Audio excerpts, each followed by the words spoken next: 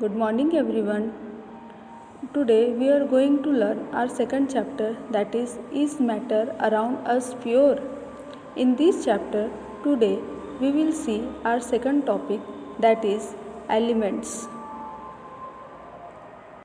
All elements they fall in the category of pure substances. So let's see first what is elements. Elements are those substances that can't be broken into more simpler substances. Means an element is a substance which cannot be split up or break up into two or more simpler substances. By the usual chemical method of applying heat, light, electric energy, आप कुछ भी apply कर लीजिए, फिर भी जो element है it can not be split up into two और मोर सिंपलर सब्सटेंसेस. आप कितना भी एलिमेंट को ब्रेक करिए तो भी आपको क्या मिलेगा, एलिमेंट ही मिलेगा.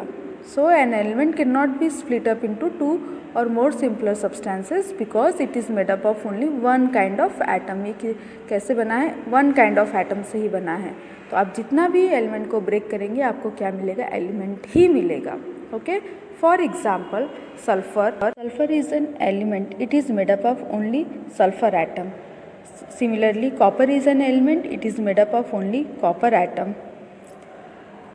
And iron is an element, it is also made up of only iron atoms. So all elements are made up of only one kind of atoms. Next we see characteristics of elements. First characteristic is they are made up of atoms. Means अभी हमने देखा all elements are made up of only one kind of atoms. Second characteristic is physical and chemical properties of elements are same as of their atoms. Means जितने भी physical और chemical properties हैं, जैसे suppose they are malleable, some elements are ductile, some elements have high melting point, some elements have low melting point, some elements have high boiling point, some are soft, some are shine. So that is all these properties are controlled by its atoms. जितने भी properties है ये कौन control करता है, properties को atoms control करता है.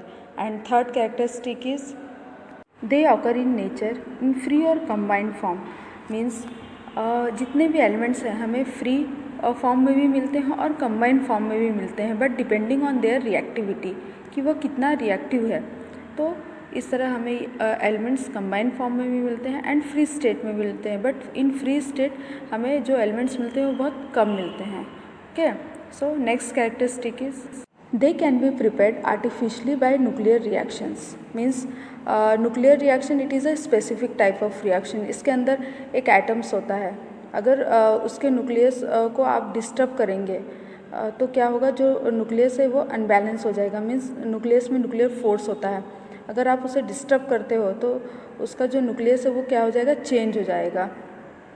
एटम का जो न्यूक्लियस है वो चेंज हो जाएगा या फिर ब्रेक हो जाएगा. तो वो ब्रेक होने से क्या होगा, वो एक it is made up of new type of elements. वो एक नया प्रकार का एलिमेंट बनाएगा, like uranium, थोर्नियम.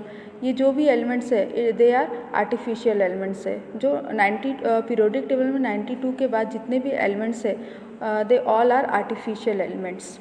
Okay, and next characteristic is they can be solid, liquids, gases at room temperature. Means जितने भी एलिमेंट्स हैं, सॉलिड भी एलिमेंट हो सकते हैं, लिक्विड एलिमेंट्स भी हो सकते हैं एंड गैसेस एलिमेंट्स भी हो सकते हैं.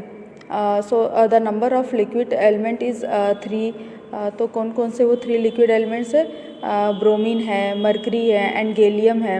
And the number of gases element is 11, like hydrogen, helium, nitrogen, oxygen, fluorine, chlorine, neon, argon.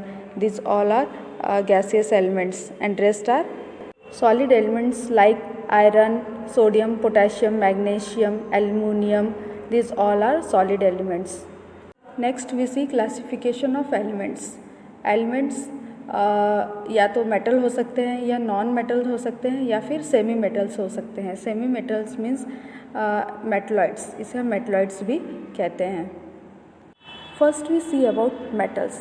Metals are those which have tendency to lose electrons and form respective cations. Means हम metal किसे कहेंगे, metals की क्या tendency होती है, वो क्या करता है, इलेक्ट्रॉन को लूज़ करता है, मतलब उसके पास एक्स्ट्रा इलेक्ट्रॉन्स होते हैं। मेटल्स के पास एक्स्ट्रा इलेक्ट्रॉन होते हैं, और जब तक उसके पास एक्स्ट्रा इलेक्ट्रॉन होते हैं तब तक मेटल्स क्या होता है, अनस्टेबल होता है। बट जब वो इलेक्ट्रॉन को लूज़ कर देता है या डोनेट कर देता है तब वो स्टेबल हो जाता है। तो लूज़ करने के बाद उसके पास क्या हो जाता है, पॉजिटिव चार्ज ज़्यादा हो जाता है, तो क्या बना देता है, कैटायन बना देता है। सपोज़ न्यूक्लियस में प्रोटॉन्स होते हैं और न्यूट्रॉन्स होते हैं। प्रोटॉन जो होते हैं वो पॉजिटिव चार्ज होता है और न्यूट्रॉन में कोई चार्ज नहीं होता, लेकिन न्यूक्लियस के आसपास क्या होते हैं, इलेक्ट्रॉन्स होते हैं, तो इसका मतलब यह है कि एक एटम के अंदर इलेक्ट्रॉन भी होता है, प्रोटॉन भी होता है और न्यूट्रॉन भी होता है।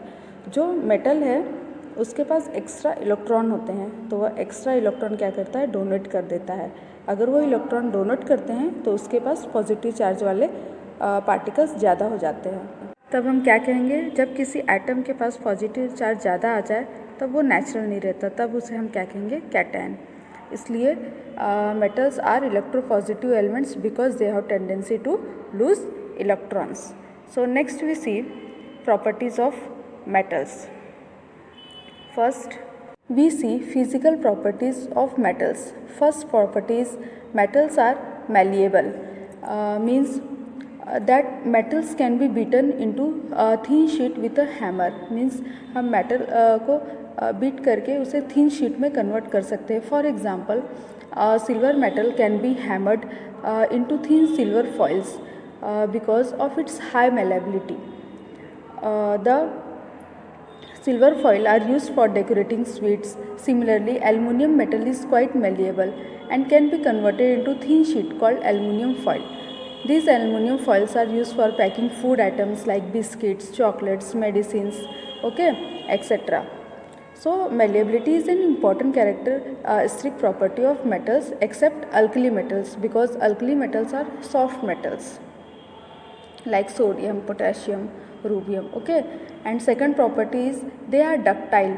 Ductile means that the metals can be drawn or scratched into thin wire. हम metals से को thin wire में भी convert कर सकते हैं. All the metals are not equally ductile. Means कुछ metals more ductile होते हैं और कुछ कम होते हैं. Suppose हम example लेते हैं, gold and silver are among the best ductile metal.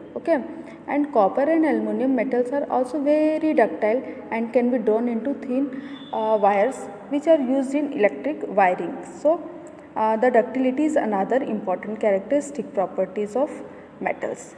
Next property is metals are lustrous or shiny. For example, gold, silver and copper are shiny metals and they can be polished. The property of metal of having a shiny surface is called metallic luster. आपने देखा होगा कुछ metals में चमक होती है, like silver होता है, gold होता है. The shiny appearance of metals makes them useful in making jewelry and decoration pieces.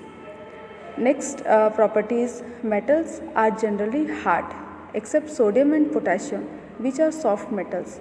Most of the metals are hard, but all the metals are not equally hard. जो भी hardness होती है वो varies होती है. Means the hardness varies from metal to metal.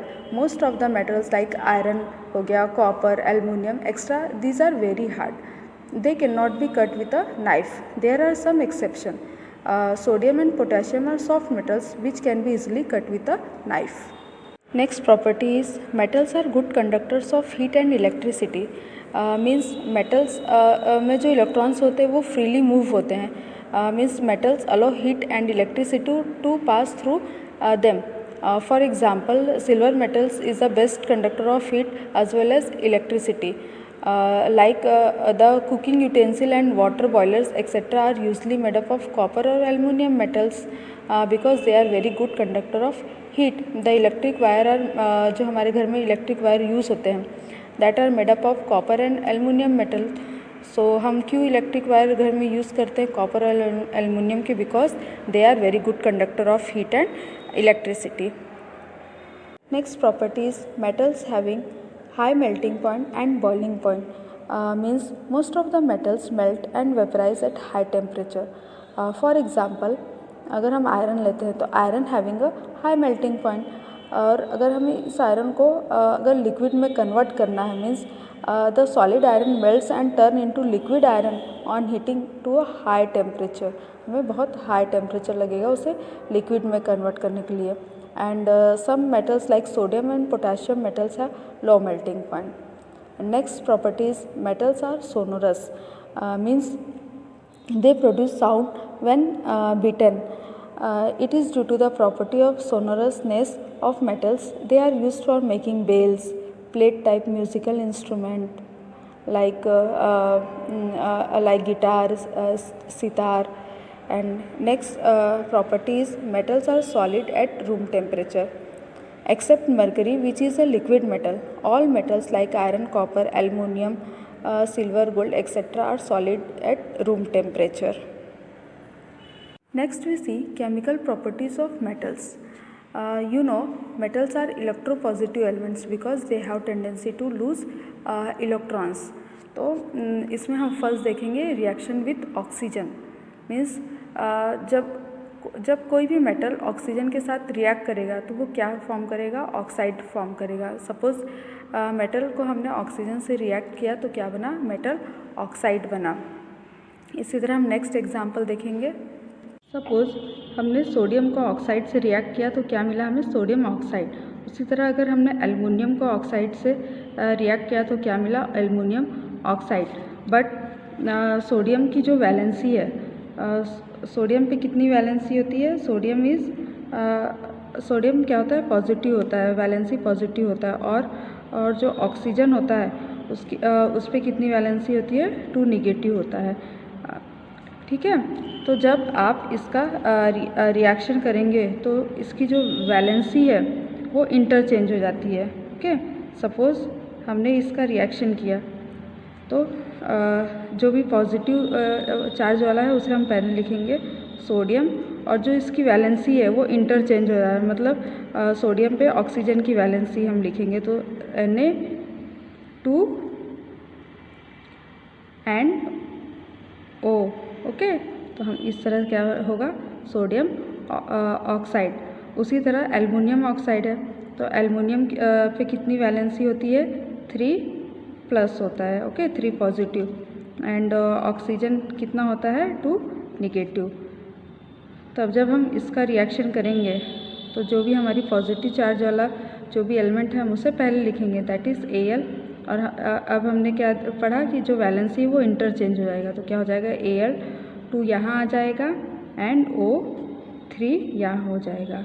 Okay, that is aluminium oxide. So metal oxides are basic in nature. They turn red litmus to blue, but some metals are amphoteric in nature. Amphoteric means some metals show acidic in nature and basic in nature. Means कुछ metal oxide acid भी हो सकते हैं और base भी हो सकते हैं. For example, aluminum oxide, zinc oxide. Next chemical properties is reaction with dilute acids. Dilute acid means जिस acid में water का concentration ज़्यादा हो. Suppose metals react with dilute acid to give salts and hydrogen gas. अगर metal dilute acid से react होता है तो क्या देगा, metal salt देगा और hydrogen gas देगा.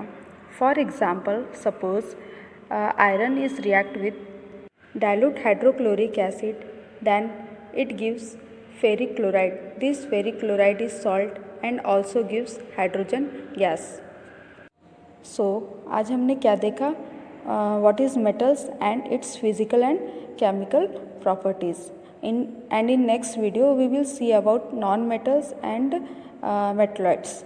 At last, come on today's homework. Question first, give reason why copper metal is used for making electric wires. Question second, what are metals? Give 2 examples. Question third, what is meant by elements and write down the name of 2 elements. Question 4, what is meant by saying that metals are malleable and ductile? Thank you.